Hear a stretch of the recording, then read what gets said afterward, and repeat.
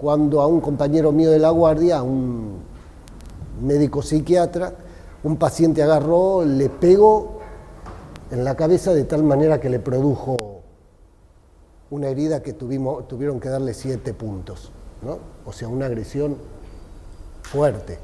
A partir de ese momento, la violencia se instaló en el hospital. Empezaron a sucederse los hechos del mismo tipo cada vez, es decir, primero regularmente, después cada vez con mayor frecuencia.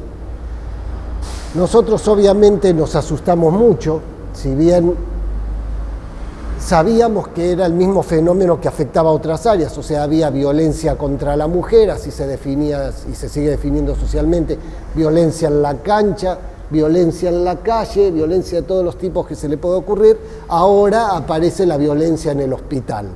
Esa era la percepción, ¿verdad? Bien, entonces la medida inmediata que empezaron, es decir, que pululó en el ambiente, fue que se empezaran a tomar las medidas de seguridad suficientes. Poner más policía, actualizar los protocolos de contención de los pacientes, verificar si la medicación era adecuada cumplía el efecto adecuado para sedar en los casos en que había que sedar, ¿no? Incluso hasta con el tiempo se hizo una ley, y de esto hace poco se promulgó una ley, que quien comete un acto de violencia en la institución contra los miembros de la institución o contra el aparato físico son imputables y siguen un proceso que los puede dejar presos.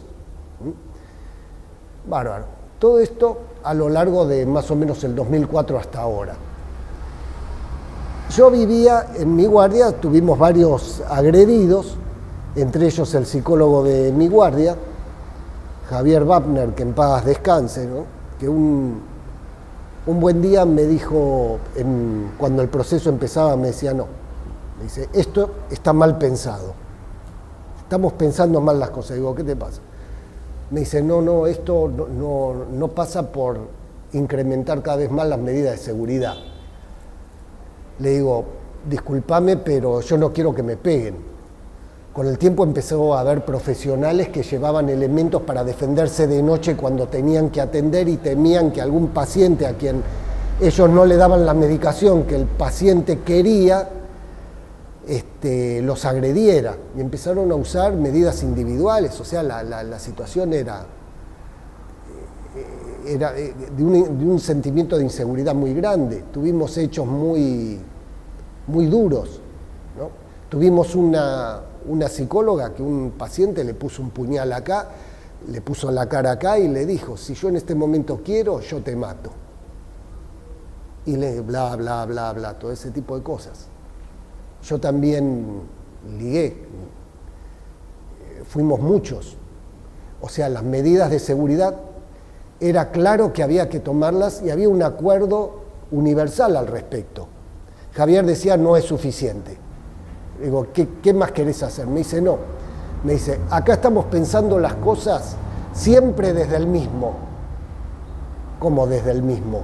Sí, siempre la estamos pensando desde el que recibe la violencia. Nosotros somos la víctima, somos los que somos violentados y los que se tienen que defender de un anónimo, anómico, agresor, amenazante y del cual no sabemos nada acerca de él. Dice, y que por cierto no son ni más ni menos que nuestros pacientes. ¿Qué querés hacer? Me dice, en primer lugar lo que quiero hacer es poner en cuestión todo el saber institucional. Quiero poner un paréntesis en torno a todo el saber institucional e ir y preguntarle al paciente. Esto pasaba precozmente cuando seguía internado el primer paciente agresor, el de los 7 puntos, el que le hizo la herida de los 7 puntos al otro. Me dice, quiero ir y hablar y oírlo. No dijo escucharlo porque escucharlo ya implica una escucha psicoanalítica. Él quería hacer a un lado los saberes institucionales porque él dudaba de que los saberes institucionales fueran válidos para dar cuenta del fenómeno que nos aquejaba. ¿Qué esperabas encontrar con esto? Espero encontrar algo diferente a mí mismo. O sea, espero encontrarme con el otro y mínimamente, por más agresivo, por más cosas malas que se puedan decir de él, es oírlo y ver cuál es su versión. Bueno, efectivamente, digo, bueno, está bien, dale, anda, hacelo.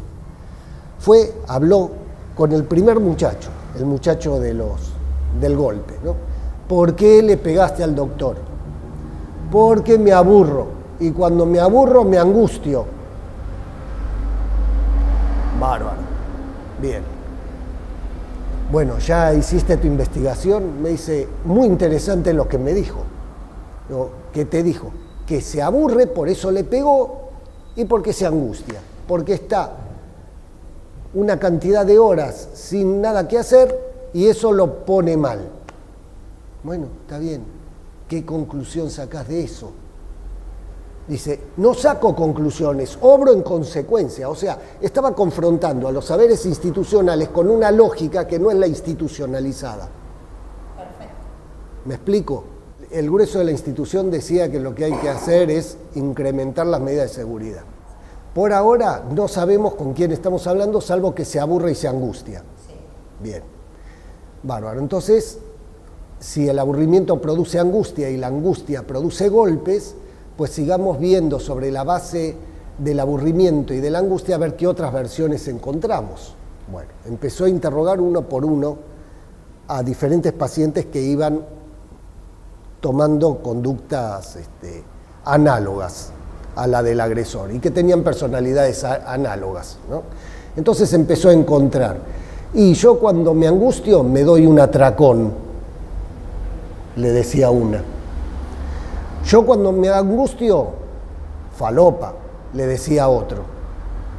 Yo cuando no tengo nada que hacer, busco sexo, le decía otro. Una chiquita de 15 años le dice, ay, como mi mamá no viene hoy, me corté, estaba sangrando. ¿Y por qué te cortaste? Porque el cuerpo duele menos que el alma. ¿Qué es lo que tiene en común todo este tipo de manifestaciones? Fue muy claro y rápido llegar a una conclusión ahí, que son todas situaciones donde la patología se expresaba a través de la sensorialidad, o sea, de buscar un desahogo sensorial, a través del sexo, a través de la droga, a través de la comida, de cortarse el dolor, claro, en fin, de todo lo que diera por consecuencia sensaciones. Yo digo, bien, bárbaro, perfecto, ¿y ahora qué querés hacer con eso? Me dice, está muy claro que no estamos tratando esto. ¿Cómo que no estamos tratando esto? Estos son nuestros pacientes. Dice, no, nosotros estamos tratando, me dice, no, después de una dura discusión. Me dice, fíjate vos en las historias cuáles son los diagnósticos, fíjate cuáles son los diagnósticos prevalentes en la institución. Son esquizofrenia o diagnósticos similares y bipolaridad. Bien, me dice, ¿a vos te parece que estas personas que se manifiestan de esta manera, que tienen escasos recursos simbólicos y por lo tanto recurren a las sensaciones porque no pueden elaborar su problemática, tienen las características de la esquizofrenia? No. ¿Tienen las características de la bipolaridad? No. Y entonces, ¿en dónde están en nuestras historias? ¿En dónde están en nuestras estadísticas? ¿Dónde aparece esta gente? ¿O son del orden de lo inexistente y son puros agresores? ¿O nosotros no tenemos ¿cómo se llama? La responsabilidad de dar una respuesta en el nivel donde están las necesidades de estas personas? Le digo, bueno, está bien, ¿dónde están escondidas? A ver, bárbaro. No aparecen los diagnósticos. Tenemos una prevalencia de esquizofrénicos y diagnósticos concomitantes y de bipolaridad. ¿Dónde aparecen estas personas? Me dicen, obviamente aparecen subsumidas en los diagnósticos de esquizofrenia y en los diagnósticos de bipolaridad. A ello le pesqué la onda, rápidamente. ¿Por qué? Porque claro, la esquizofrenia es el caballo de batalla del estamento psiquiátrico. O sea, toda la psiquiatría se organiza, por supuesto que en torno a un montón de diagnósticos más, pero el eje, el centro, históricamente, lo que da identidad a la especialidad es la esquizofrenia. Y esto ocurría en un momento en que había salido la ley 26657 que cuestionaba el poder psiquiátrico. O sea, que trataba de repartir el poder institucional entre otros actores, digamos. Obviamente que los psiquiatras y los sectores más allegados a los psiquiatras no iban a condescender en entregar esquizofrénicos bajo la forma de otro diagnóstico, ¿no? Quedaban subsumidos ahí. Pero por el otro lado, el caballito de batalla de la industria farmacéutica era y no sé si sigue siendo, la bipolaridad. Recuerden, esto salía por todos los medios, todos somos bipolares. Cristina es bipolar. No vas a ser presidente de la nación, pero por lo menos sé bipolar como Cristina. En fin, todos propaganda de la industria farmacéutica con las debidas presiones institucionales que producían que se estableciera ese diagnóstico también como preferencial. Me dice, bueno, estamos claros de qué estamos hablando.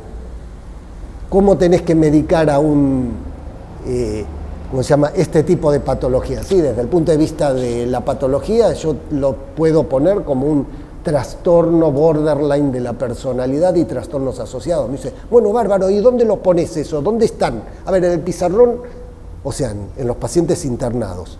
¿Cuántos trastornos borderline de la personalidad tenés? Hoy ninguno, la semana pasada uno, hace 2 semanas ninguno, uno cada tanto. Ah, ¿verdad? Bien. Bárbaro. ¿Y qué hacemos? Porque obviamente ni el estamento médico, ni toda la institución que gira en torno a la industria farmacéutica y al estamento médico nos va a dar bola. Dice, no, simplemente respondamos otra vez a lo que el paciente plantea. Se aburre, dijo, y se angustia porque se aburre. Bueno, ¿y qué querés hacer? No sé, pero primero traigo la guitarra, me pongo a entretenerlo y después pienso. A ver, dentro de tanta anécdota, dentro de tanto suceso, lo que les estoy queriendo marcar es que hay una lógica diferente a la lógica institucionalizada. Hay una lógica que rompe con lo institucionalizado y que consiste en escuchar al otro, en creerle y en ver cómo se sigue trabajando con ese otro. Intentar reconocerlo hasta donde uno puede, porque en un primer acercamiento donde él me está diciendo voy a tocar la guitarra 2 horas, no hay mucha idea de cómo abordar el problema. Hay una buena actitud, un muchacho muy noble, una buena intención y una actitud valerosa, que a las 3 semanas me estaba pidiendo auxilio, me dice, porque ahora el que se aburre soy yo de estar tocando 2 horas por guardia la guitarra. Así seguimos, es decir, empezamos a ampliar los talleres, trajimos gente de las facultades, la gente de las facultades reproducía el discurso psicoanalítico o el discurso médico en forma infranqueable, sobre todo porque se estaba formando y lo reproducía como un discurso religioso, ¿verdad? Entonces yo aprendí esto, tengo que aplicar esto y que la humanidad se acomode a lo que yo estoy aprendiendo, que es lo valedero. Bueno, un buen día me llega alguien con una propuesta. Me dice, vamos a hacer un taller basado en interacción sensorial. Digo, ¿qué me querés decir con esto? En base a la dice, vos tenés un problema que es que a vos te plantean que todos se manejan con sensaciones y esas sensaciones ocupan el lugar de la elaboración de los problemas. Apareció la chica que cuando se peleaba con el novio se ponía aros en los pezones, ¿verdad? O sea, se provocaba dolor, ese tipo de cosas que todo conducía a lo sensorial cuando en lugar de conducir a la elaboración de los problemas, a la elaboración simbólica, ¿verdad?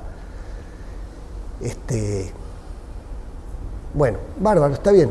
Interacción sensorial. ¿Qué vas a ganar con la interacción? ¿Qué vamos a ganar con la interacción sensorial? Me decía le decía yo al tallerista. Me dice que si vos tenés gente que se basa en las sensaciones y la patología, en la patología lo que predomina es el mal uso de las sensaciones o el uso deteriorante de las sensaciones, acá en base a la interacción sensorial uno puede ayudar al otro a hacer un buen uso de las sensaciones.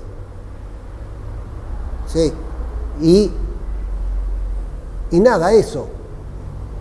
Y bueno, actuás, digamos, sí, está descrito dentro de los trastornos borderline de la personalidad el yo auxiliar, o sea, aquel que no padece el trastorno y que puede ayudar a ponerle límite al que sí tiene todo este desorden de la sensorialidad. ¿Y después qué? Y después no sé. O sea, aparece alguien más tecnologizado que nosotros, que no procede del ámbito médico, sino que procede de la comunidad en general, que dice, yo tengo una respuesta, pero mi respuesta no es total, mi respuesta es parcial, yo te puedo ayudar, no te puedo resolver el problema. Bueno, está bien, vamos armando el rompecabezas entonces. A Javier se le ocurre introducir esa lógica por la cual se comió que lo tildaran de loco a él, claro. Los demás, ¿no? Claro, sí. Aparece un tallerista que trae una técnica de interacción sensorial. Le digo, bueno, a ver, ¿cómo es la interacción sensorial? Me dice, yo soy profesor de biodanza, yo sé de besos, caricias y abrazos. Digo, no me va a meter. No. Digo, va a meter eso en la institución. Acá tratamos de no tocar a los pacientes. Hay determinados estamentos, por ejemplo, la gente de vigilancia que no puede ni siquiera decirle hola, ¿cómo estás? No puede tocar, tiene prohibido tocar. Y vos me traes, le digo, yo no sé si puedo aceptar esto, yo no puedo aceptar esto. Me dice, ¿me dejás que haga una prueba? Digo, un día, un taller. Bueno, se hizo un domingo el taller. Por suerte yo soy guardia del domingo, nadie me ve. Nadie me veía, dijo. Digo, hagámoslo una vez. Hace el taller, se le suma el hospital en pleno, todos los pacientes. Lo valora otra que aburrirse y angustiarse, era la felicidad. Con lo cual, cuando se termina el taller, y él me dice, ¿y qué te pareció? Yo le digo, es muy bueno, se ve lindo, pero ¿sabes una cosa? Vos me pones en un problema, porque ahora yo tengo que elegir entre mi pertenencia al estamento médico y las formas resolutorias que vos ofrecés. Entonces yo ahora me estás desgarrando, vos me tiras de un lado para el que no puedo ir, y del otro lado yo vivo de esto. Si me rajan, ¿qué hago? Bueno, no sé, es tu decisión, vos sos el jefe de guardia, vos dirás. Lo fui, lo consulté con la conciencia y dije, se jugó Javier, se jugó Héctor, que era el tallerista. Ahora me toca, es mi turno. O lo hago o corto todo el proceso, los rajo a todos y digo esto es esquizofrenia o bipolaridad y dejo de mirar. Acepté el desafío. Empecé a hacer talleres de interacción sensorial. Empecé a sumar otras técnicas, a conocer otras tecnologías con el tiempo y a darme cuenta que el problema que nosotros estábamos viendo de la sensorialidad era un problema que iba mucho más allá del hospital, que posiblemente sin que esto se pudiera decir claramente en forma pública y solo a título de hipótesis,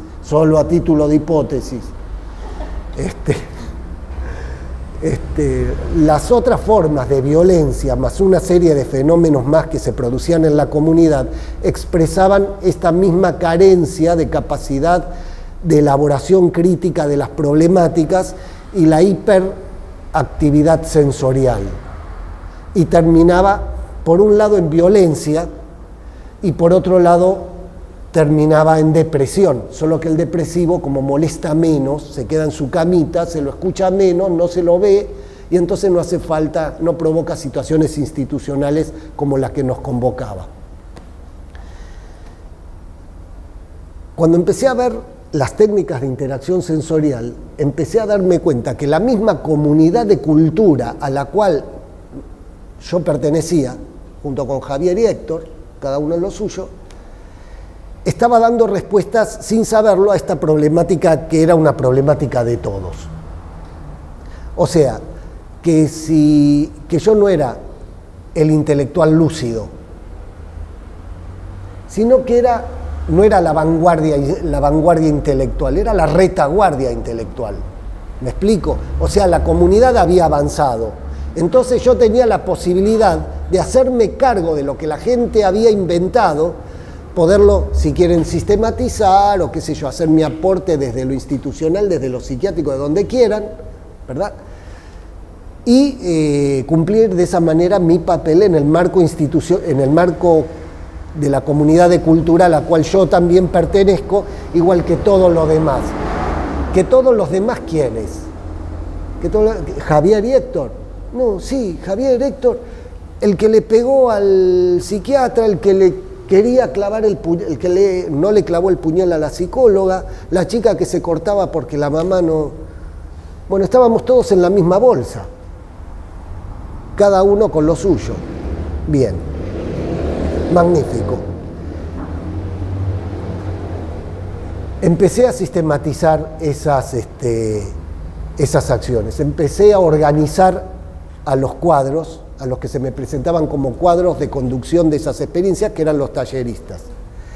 La institución me hizo por años el vacío absoluto, al punto de que no daban cuenta de que los domingos habían talleres, al punto de que al día de hoy, después de más de 10 años, muchos preguntan, ¿qué es eso de los talleres? Al punto de que nadie derivaba pacientes a los talleres. Me tocó con el tiempo dar una charla.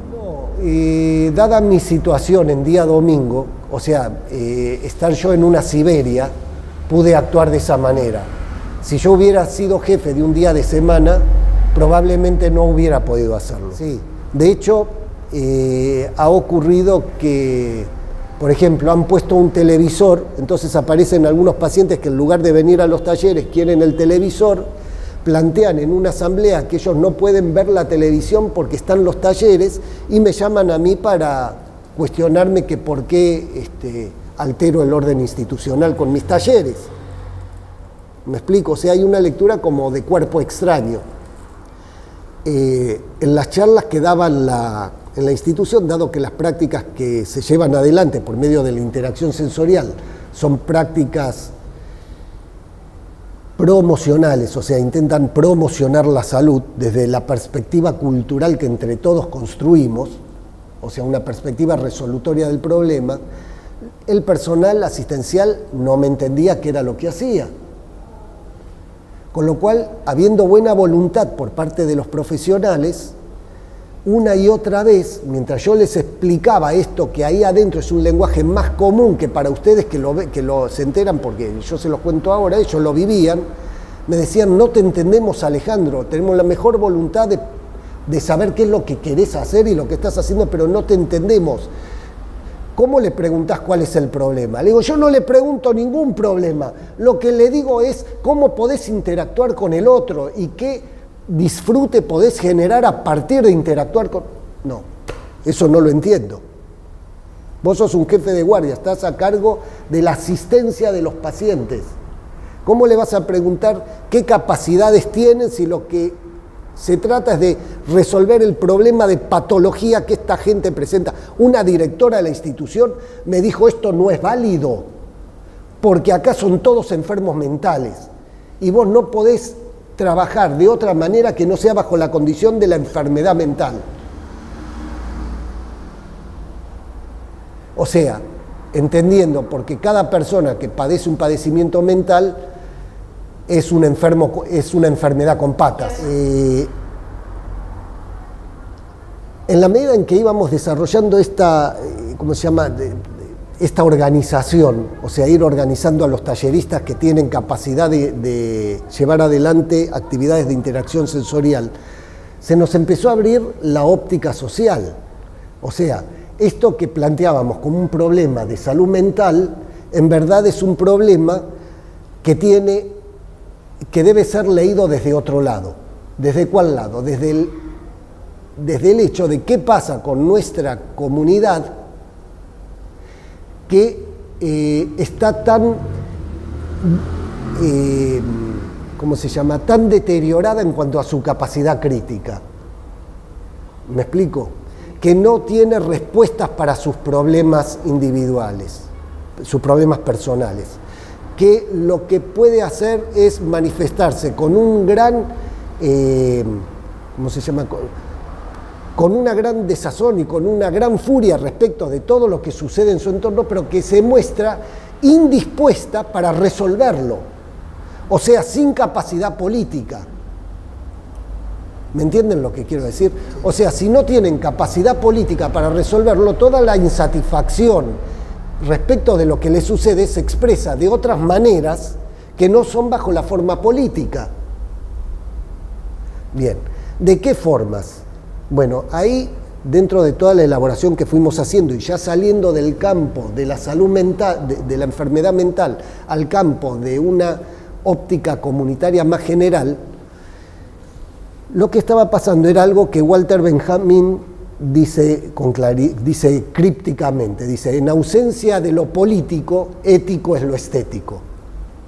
O sea, si vos no tenés el recurso de apelar a la política para resolver los problemas que tenés que enfrentar, necesariamente vas a desarrollar una ética que tiene que ver con la estetización de la cultura. ¿Qué quiere decir esto?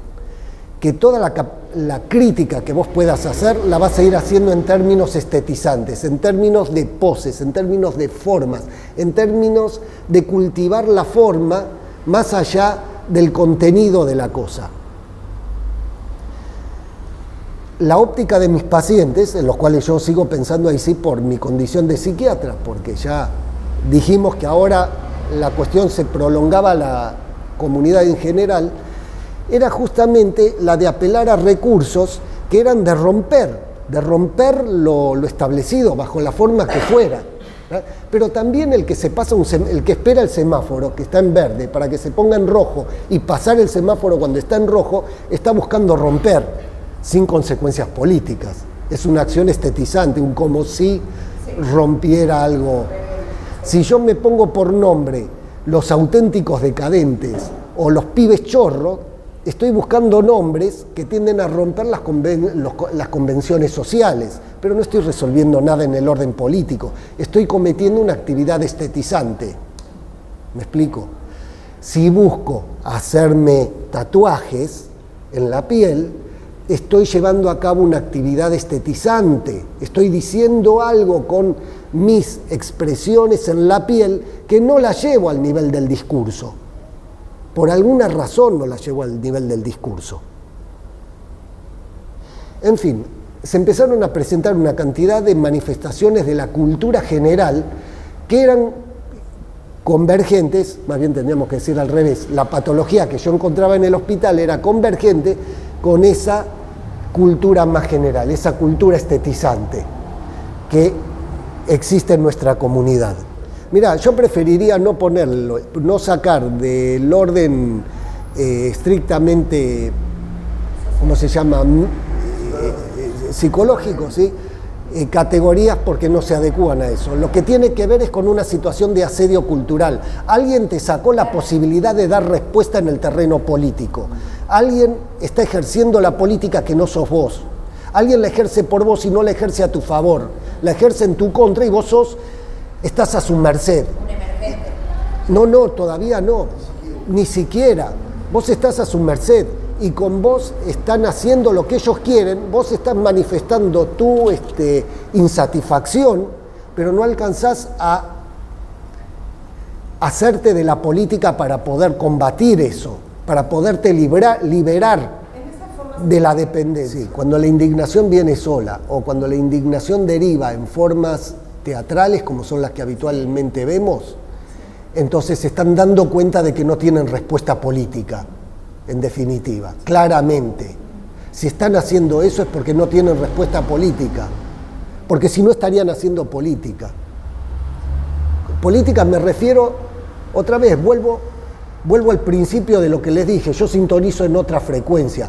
Política desde el punto de vista de no me importa qué partido, sino que combata contra el asediante. Una comunidad que a través de esto que yo les fui mostrando se va organizando y tratando de dar respuesta en un nivel que no alcanza a ser político, pero que representan atisbos, representan elementos, representan el aporte de cada uno, de Javier, de Héctor, de Alejandro, del que le pegó, del que nos contesta que se corta porque no, de todos estos personajes que yo les he ido mostrando, donde cada uno pone su grano de arena y entre todos, pues vamos intentando construir, no sé si decir una alternativa es mucho, tratar de defendernos, eso sería.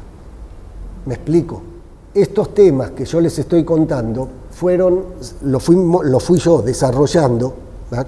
Y con esto fui creando un curso de formación de talleristas, no digamos cuadros, porque el cuadro ya es demasiado pretencioso, pero de talleristas que oficiarían de cuadros.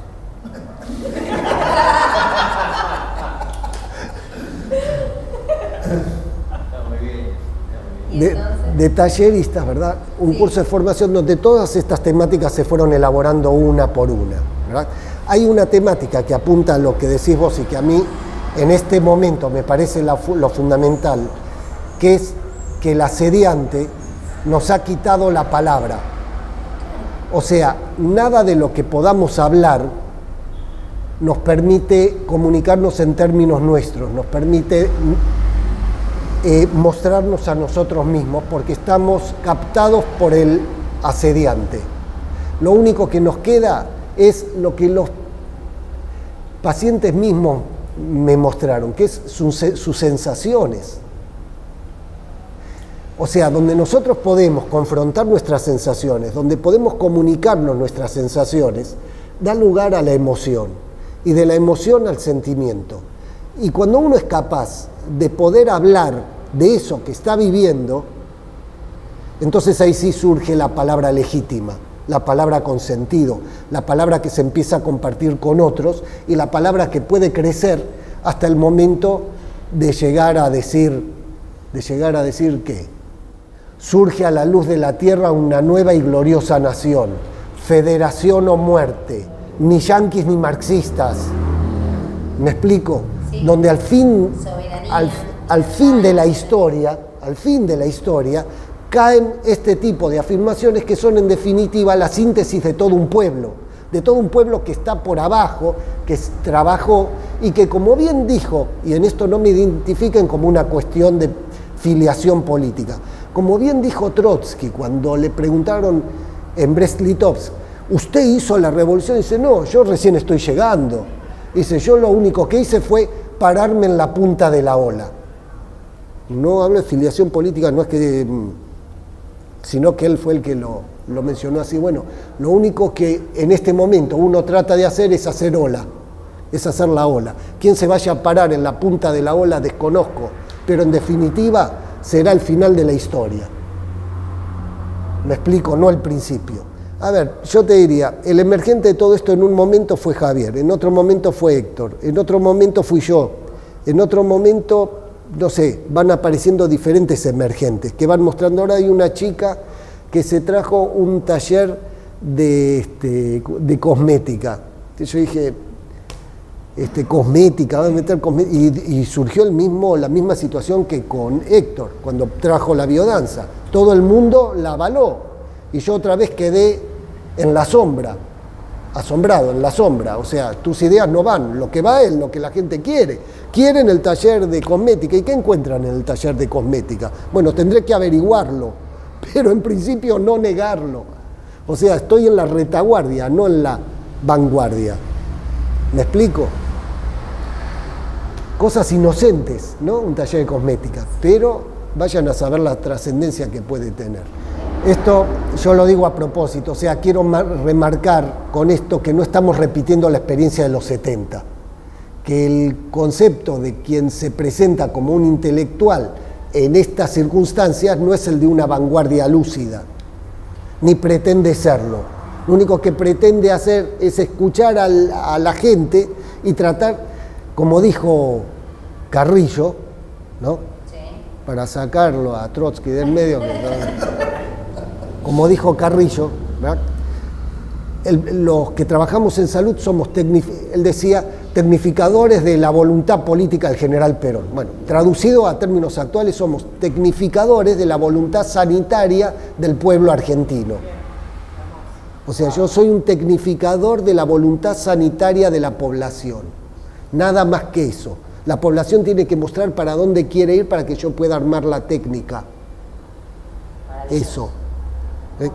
Yo les quiero mostrar algo. Es decir, no solamente el curso ya viene siendo dado durante 8 años, ¿no? Pero también sacamos este libro. Este libro es el segundo libro que publicamos con lo que vamos encontrando como ese producto de esta dinámica que les voy mostrando. Este libro recibió un premio de la Asociación Médica Argentina, o sea, la segunda institución más importante del país, de una de las sociedades. Se organiza por sociedades, una de las sociedades le dio un premio. O sea, con lo cual terminé recibiendo por una institución de asesoramiento, digamos, ¿verdad?, a las instituciones médicas, un aval que no me dio la institución asistencial. Bueno, esa es la historia en este momento. Y en esto es a lo que yo me dedico. Quienes estén interesados más en esto, los invito al curso el año que viene. No se necesita tener títulos en salud, como pueden ver, porque, en fin, se necesita no renegar de la propia comunidad, digamos, nada más. En el Hospital Alvear, sí.